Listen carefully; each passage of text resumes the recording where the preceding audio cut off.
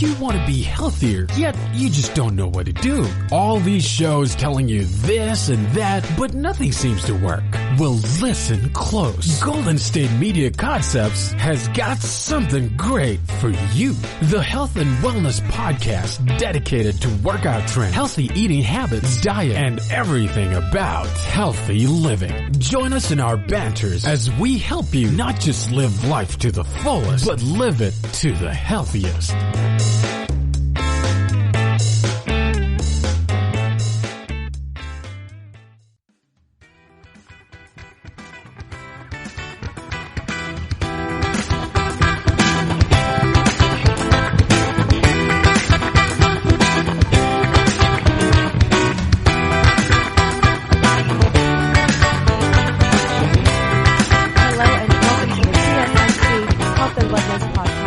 Brought to you by the GSMC Podcast Network.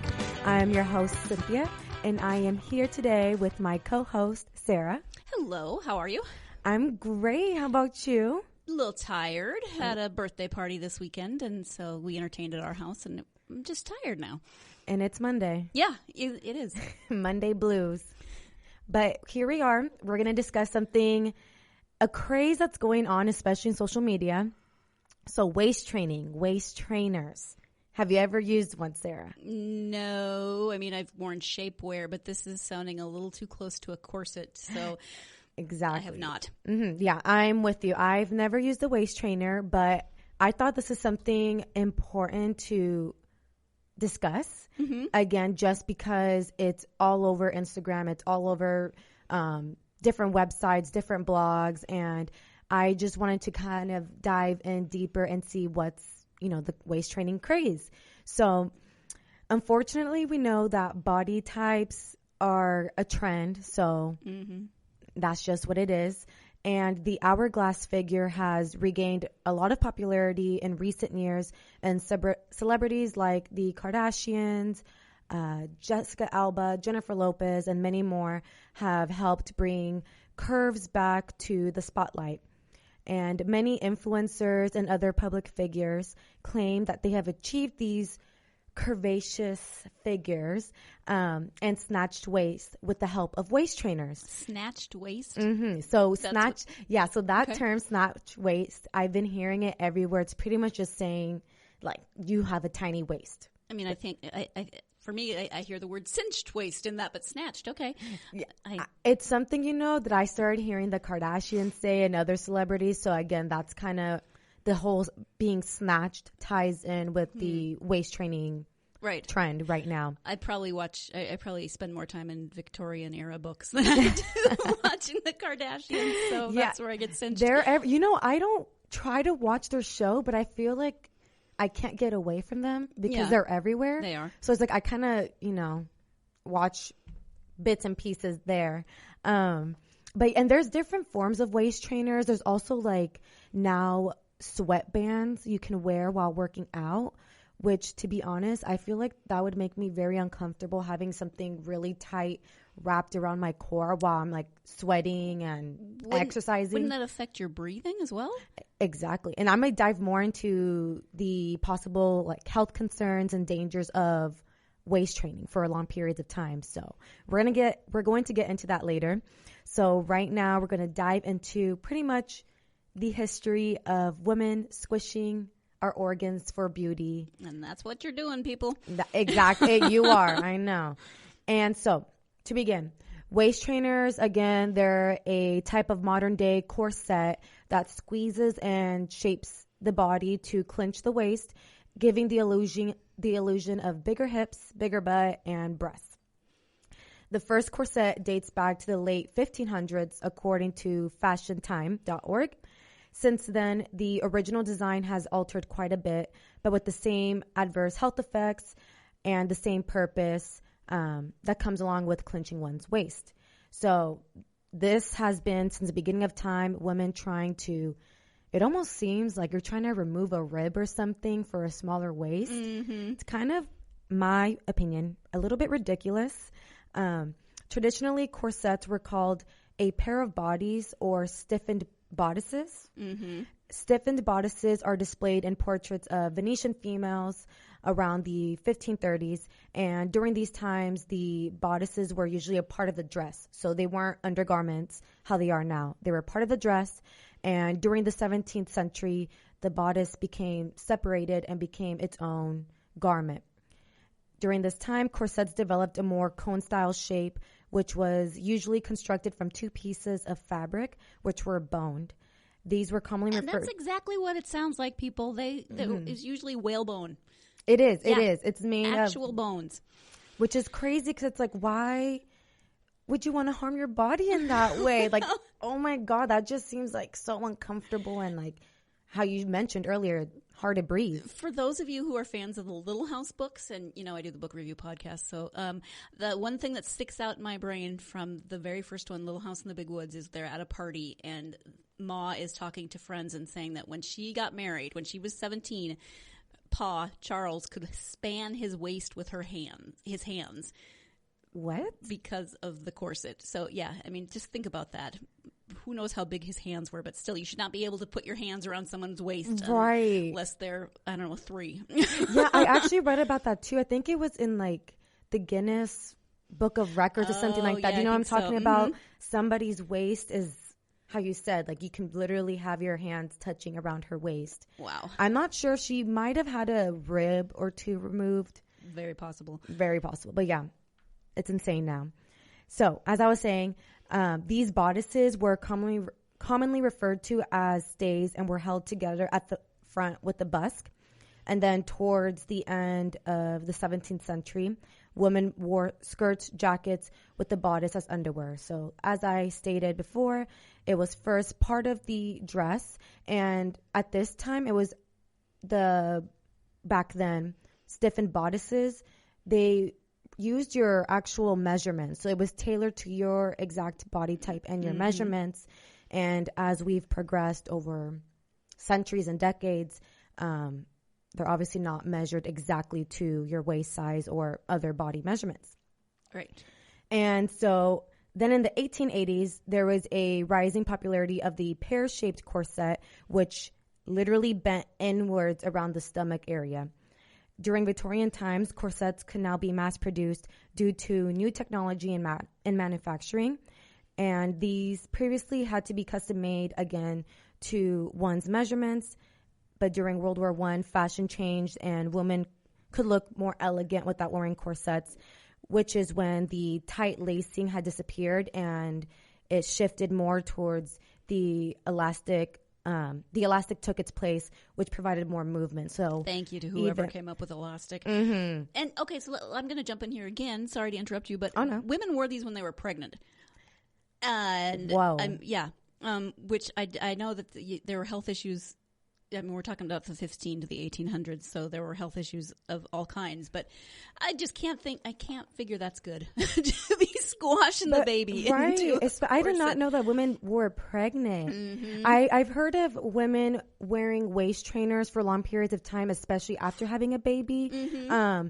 Jessica Alba did mention that supposedly due to her constantly wearing a waist trainer, she was able to attain her pre-baby body, which, I mean, I've never had a kid, but I'm not 100% sure if you can really get your pre-baby body back 100% in that way. Right. Yeah. It just doesn't seem realistic to me. And you shouldn't do it in 6 weeks like celebrities try to do. I mean, come on. I don't know. Take care of your body. Mm-hmm. Don't. I know. We have a body image issues in this country. Absolutely. I agree. Clearly, women have been suffering in this uncomfortable garment for centuries, and it wasn't until the 1920s that the widely desired silhouette figure had changed from an hourglass to a thinner figure. And then during this time, girdles manufactured from plastic appeared, and then the idea behind these were to control the waist and hips without constricting, because like I said, even way back then, women have always had an issue with these undergarments being extremely uncomfortable. Right. So think in the 20s and 30s, dresses became straighter, like think of the flapper style. So you wouldn't want, you didn't have an hourglass figure in a flapper style dress. Mm-hmm. And so it was again, it's still not suitable for every body type because not everyone is, kind of straight up and down like that. Right. So, and then the girdle was popular instead of corsets through the 1940s. So that's kind of when the corsets took a step back, girdles came up. And then throughout these years, corsets were still seen for erotic means, but it had disappeared from popular fashion. Mm-hmm. And then during the 1970s, the punk movement brought corsets back, and these were often worn as outerwear as punks would wear old-fashioned lingerie, which I've seen even to this day, not even just punk stars. I've seen other people wear it as like a staple fashion statement. They wear the corset over like a big white tee. So, yeah, I mean, it comes and goes, the corsets, and many designers help to bring back the corset as they became a part of the mainstream again. Pop stars like Madonna and Cyndi Lauper can be seen wearing them during the 80s, and today celebrities, like as I mentioned before, Jessica Alba and others, can be seen bringing back the corset and the waist training craze. So it's honestly, this whole subject is baffling to me a little bit, just because I'm like, women really like to suffer. Beauty's pain. That's what they say. That's what they say, but I don't know. Give me a good pair of sweatpants. No, I agree with you, Sarah. I live in athleisure wear, sweatpants. That's when I feel my most confident, honestly. So I'm not too sure how I feel about wearing a waist trainer. I've even heard people wearing waist trainers even when they go to sleep. Oh. That is when your body needs to rest. Yeah, you really got to give your body a rest sometimes. Yeah, I even know people who sleep in bras, which, I mean, also you're supposed to, the muscles in your breast need a break from underwears. So that's a different podcast. But. Right. So we're going to go on our first quick break. And when we come back, we're going to discuss more about waist training. Is it safe? Does it work? So we'll be right back.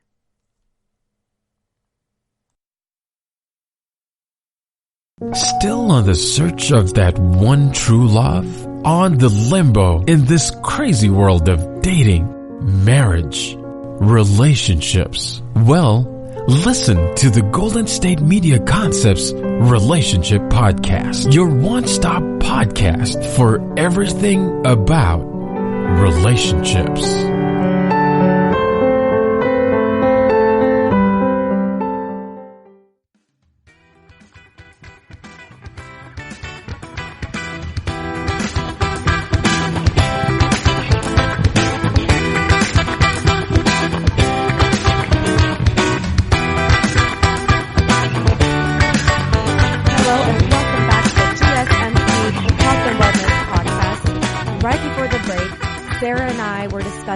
Waist training and the big craze around waist trainers and pretty much a little bit of the health concerns that come along with it, which we're going to dive even more into right now. So I'm going to talk about a specific waist training brand. There's so many out there now, but this one specifically works very closely with the Kardashian family. And I mention them a lot during this podcast just because I feel that this family has definitely heightened the craze. So again, this company called Waist Gang Society works. The name, right? Waist Gang Society. I mean, that's not I don't know. It doesn't. It's either a really threatening gang or it's like the worst gang ever. Right. I don't know if I want to be part of this gang. I'm not trying to be part of the Waist Gang Society. No. But I'm going to read to you guys the claim that's on their website. So, and I quote, Waist Gang Society high quality reshaping waist shaper is a unique latex material which attacks unwanted fat and impurities within your body. We need to stop right there. Okay, yeah, can we? We need to pause there. I didn't want to interrupt you. No, I was like, okay, I clearly don't have the research on this, but that just doesn't sound accurate to me. Latex that attacks unwanted impurities, is that a thing? That's what I say. That's why I was like, there's no way this is true. You can't put this out to the public and expect people to believe this, but you'd be surprised. People really eat this up and believe. Well, I'm sure we're always looking for a magic cure or a magic pill or something that is going to work to attack fat. Yeah, so just by that first sentence, I had to take a step back and be like, is this real? Yeah. Is this company serious right now? Okay. But moving on. Our reshaping line will strengthen your core, all while improving your posture. The thermogenesis created within your body will allow your body to get rid of harsh toxins and impurities through perspiration. So pretty much claiming that you sweat and you're releasing all this toxic impurities out of your body due to the waist trainer making you sweat, which again, not too sure about that. I mean, I know athletes wear, like sweatshirts with the hoods up and, things like that, especially like UFC trainer or fighters when they're trying to make weight, but that's not healthy either. It's definitely not. So, and again, I don't want to be going throughout my day sweating from my core all day. Like I already sweat a lot just me alone, so I don't want a waist trainer to help me sweat even more. Right, and then taking it off at the end of the night, sweaty latex. That's right, and it's just smelly. Yeah, no, thank you. And again, I'm going to continue reading the claim that Waist Gang Society. It's on their website. While wearing a garment or waist trainer, the tight compression will help to reduce food volume intake, which will help achieve the healthier practice of smaller meals more often rather than 3 large meals a day. All right. I have a lot to say about this one, especially because I come from a fitness background. I am a certified personal trainer, and that is completely false. It's healthy. It's good to eat 3 large meals a day. Your body needs that. So it just sounds to me that the purpose of this garment is to just suppress your appetite, and that's not healthy either. So yeah, I mean, and there's been so many different various theories on this. You should eat breakfast. No, you don't need to eat breakfast. 3 large meals, 6 meals throughout the day. I mean, it's just a million different things. But I don't know if you're wearing something that's constricting you so you don't feel hungry. That just sends up red flags for me. Absolutely, it just doesn't sound right. And there's other products now being sold to the public about suppressing one's appetite. Like I saw one that claims that a lollipop, just by licking a lollipop, will suppress your appetite for like 3 to 4 hours. Okay. Right. Like that's crazy to me, especially young girls who are watching, these advertisements. Like what kind of message is that saying to the younger population? And unfortunately, it's just a new attempt at what's been going on for, centuries, obviously, with the corset being from the 1500s. But even think of all the diet pills, things that then caused so many health problems. They caused birth defects. They caused, women to have massive side effects and had to be taken off the market. There's always something that's being touted as the next big thing that's going to make you have the perfect body. But there's no such thing as the perfect body. Your body is your perfect body. Exactly. I love that. I love that you said that. Your body is the perfect body. As long as you feel great, you feel strong and healthy, that's all that matters. So yeah. And I brought up Waist Gang Society because the following study that I'm going to share with you guys, it is from the Tech Insider, which is a digital publication focused on examining the areas of tech, science, innovation, and culture. And the Tech Insider actually did a study on Waist Gang Society. So I just wanted to first introduce the company to you all, and I'm going to dive more into waist training. Do the experts support it? Do they believe that this product works? Is it safe? All the other good stuff. So many medical experts are warning consumers pretty much about the dangers and possible side effects, health problems associated with using a waist trainer for long periods. And according to the Tech Insider, they asked a doctor, dietitian, and certified personal trainer to weigh in on this social media trend. So according to Jim White, he is a certified dietitian as well as a gym owner and personal trainer. He explains to Tech Insider that most of the time waist trainers are quick fixes and they work for only a short period of time, but not for long-lasting health, which is pretty much what we've been saying throughout this entire podcast, that obviously when you have a waist trainer on you at the moment, it's obviously going to shrink your waist. Right, because like you're wearing shapewear, you know, when you put that on so that you've got the smoother lines or whatever. But even with shapewear, I'm like, oh, goodness, can't breathe. Right. Right. So, I mean, be careful, people, especially like I definitely would not recommend wearing this at the gym while you're working out. No. That's just like I feel like you people need would as pass much out. oxygen as possible. Yeah. Oh, speaking of passing out, you know, the next quote says that, you know, shortness of breath, nausea, fainting, and bruising are just some of the common side effects. But you know, couches that have like the one arm on one end but nothing on the other end, and maybe they have like a back that goes about halfway down. Those are specifically designed. They're called fainting couches. Did you know that? I did not know that. Women in corsets so often fainted that they needed somewhere to land. Wow. So fainting couches were designed so that when they got lightheaded, they had some place to sort of gracefully drape themselves. Oh my God, I learn something new every day. I did not know that. An entire piece of furniture was invented. Let's not get rid of the corset. Let's just make a new couch. That's insane. Wow. Yeah. Let us know in the comments if you guys knew that already, because I had no idea there's literally furniture made for this type of thing. Yeah. Wow. So, as Sarah mentioned, it can cause shortness of breath, nausea, all that other stuff that you don't want. And it can also cause long-term use of the product could cause permanent organ and nerve damage, which makes sense because, again, you're just squeezing all your organs and pushing everything into the center of your core, literally. Right. I mean, the fat's still there. It's just being squished into other places and, squishing other things. Right. And also, within Tech Insider, they asked Dr. Gina Sam, who is a gastroenterologist and director of the Gastrointestinal Motility Center at the Mount Sinai Hospital in New York. That was long. Yeah, can you imagine that but on your for business short, card? For short, Dr. Sam and Jim White both stated that these waist trainers are only helpful for a short-term fix to create an illusion while you wear them, but they both state that they do not recommend for long periods and that there are serious health side effects.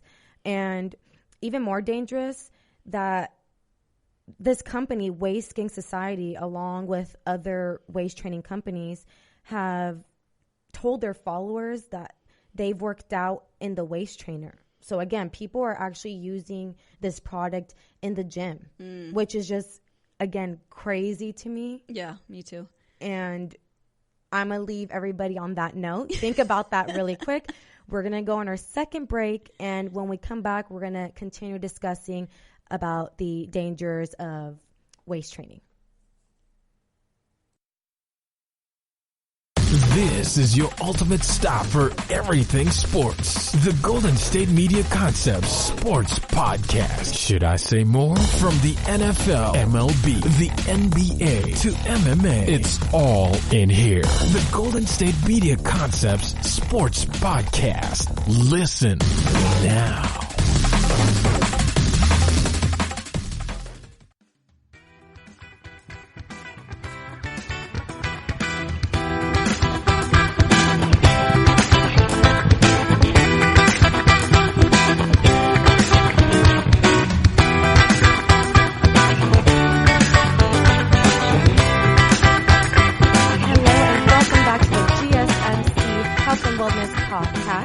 Right before the break, we were discussing about some of the side effects of waist training, and we're going to continue to dive deeper into the issue.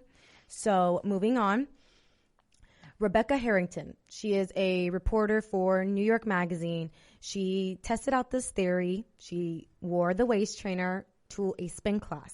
Ow. Yeah. I mean, standing upright seems painful, but bending over a bicycle, stationary bike? I know. That's crazy. And she tried the waist trainer, and she stated that she felt winded just by walking to the gym. Wow. She hasn't even actually worked out yet. Oh, jeez. She said, and she says she started spinning, and she felt very out of breath. She had to loosen the corset, and she eventually took it off mid-class because she says she literally just could not breathe, and she felt like she was going to pass out. So people, again, I highly suggest do not wear this to a spin class or any other exercise class. Right. So not everyone is a fan of these waist snatchers, I'm calling them. Waist Gain Society recently settled actually a $5 million class action lawsuit after a customer sued on the grounds that the product did not produce any weight loss results as advertised. So I have comments there, but I'm just going to keep them to myself. I mean, there's just, wow. Right. So, I mean, like I said, be smart consumers. Don't believe everything that's plastered everywhere. It's advertisement. They're able to put anything on the advertisement to try and sell you. They want your money. Mm-hmm. So, and as Sarah said earlier in the podcast, there's no quick fix to the perfect body. So we need to stop looking for it. And, advertisers ads are basically just emotional manipulation. They target all the things that, all your weak points. And I'm not saying that in a derogatory way, but, you don't want to look fat. You want to look like this person. You don't want to look like this. They target those socially constructed ideas of beauty. You're absolutely right. And Dr. Sam, who was in the Tech Insider study case, explains the only way companies can actually tell people that these products actually work is by conducting a randomized controlled study. So that's literally the only way they can actually advertise to the public. We collected these random individuals, tested out the theory, and it works. But unfortunately, she says there are no studies of this kind. So these waist training companies should not be saying or falsely advertising that it's going to help shrink your waist. It's going to remove impurities out of your body. It's going to help you drop fat. All of that stuff is not true. We just have to clear the air there. It's not true. And based on other expert opinions, waist trainers, again, they can change the shape of your body temporarily, but do not recommend for long-term use. And these claims about these products improving posture, strengthening your core, and all the other stuff that they claim are all false. So here I'm going to come in from my fitness background. So how exactly can one shrink their waist? This is the truth, you guys. Just a healthy, nutritious diet paired with regular exercise. There is no shortcut. You're just mean. I know. I'm crushed again. Like, I'm sorry. I wish it could be just as easy as drinking matcha, putting on a waist trainer, right. all that other magic stuff that is out there. But it's not true, people. Well, and the other thing is, I mentioned earlier, everyone's body type is different. So sometimes no matter how much you diet and exercise, you could be really, really healthy, but you're not going to have what you think of maybe as the ideal body type that you see on TV. You could be short. If you're 5 foot nothing, you're probably not going to have the same body type as someone who's 6 feet tall. Exactly. So there's body types. There's so much that goes into it besides like your bone structure and all that other stuff. And really, if your goal is to drop weight or fat, the most important thing is making sure you're in a caloric deficit. So my simplistic answer of what it means to be in a caloric deficit diet is just making sure that you're moving more, eating less. So making sure that the amount of calories you're consuming is less than what you are burning. So real world example. Me eating birthday cake for breakfast this morning while sitting at my computer, probably not causing a caloric deficit. We're calling that a cheat meal, Sarah. We're going to let that one slide. It's a cheat meal. There was leftover birthday cake. It seemed like a good breakfast option. Right? You're like, it was a good breakfast option. It had peanut butter. That's healthy. There's protein, right? Protein. Right. But yeah, you guys, I'm sorry. That's just the truth. Mm-hmm. Nutritious, healthy diet paired with regular exercise. You're going to live long, healthy, happy lives that way. So ditch the waist trainer. That's just my opinion. You can still wear it if you want, but that's just what I believe. And I can, to conclude, providing, everything that's been said about waist training companies, I think the short answer to does it work? Is it safe? I think the short answer is no. It's a hoax. There's no proof out there that waist trainers actually help users lose weight or reshape their bodies. So I'm sorry. Wear one if you want. If you're going as, I don't even know, Rosemary Clooney in White Christmas with her hourglass figure. If that's what you're dressing up as, wear a waist trainer. But it's not going to work for long term. Right. So please don't wear it to sleep. Don't wear it to the gym. I mean, let your body rest. Let your body breathe. Like, it's fine. We don't all need to have a 19 to 21 inch waist. Good grief. Right? Like, that's just, it's not doable for everybody. They're finally making Barbie more realistic. You don't need to wear a waist trainer. Right? Exactly. If they're making Barbie more realistic, then you already know. Times are changing. So on that note, we're going to end the show here today. And thank you, Sarah, for joining me on this conversation about waist training. Thank you. And let's go have some more birthday cake. Okay. I'm kidding. You're like, okay. All right. Catch us next week on the GSMC Health and Wellness Podcast for more health and wellness information. Stay well, everybody.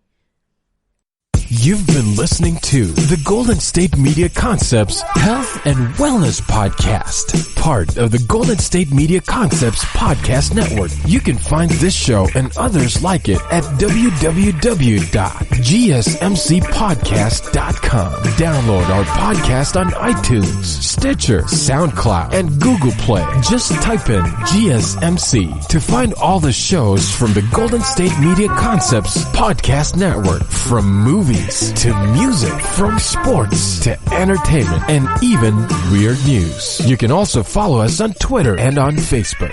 Thank you, and we hope you have enjoyed today's program.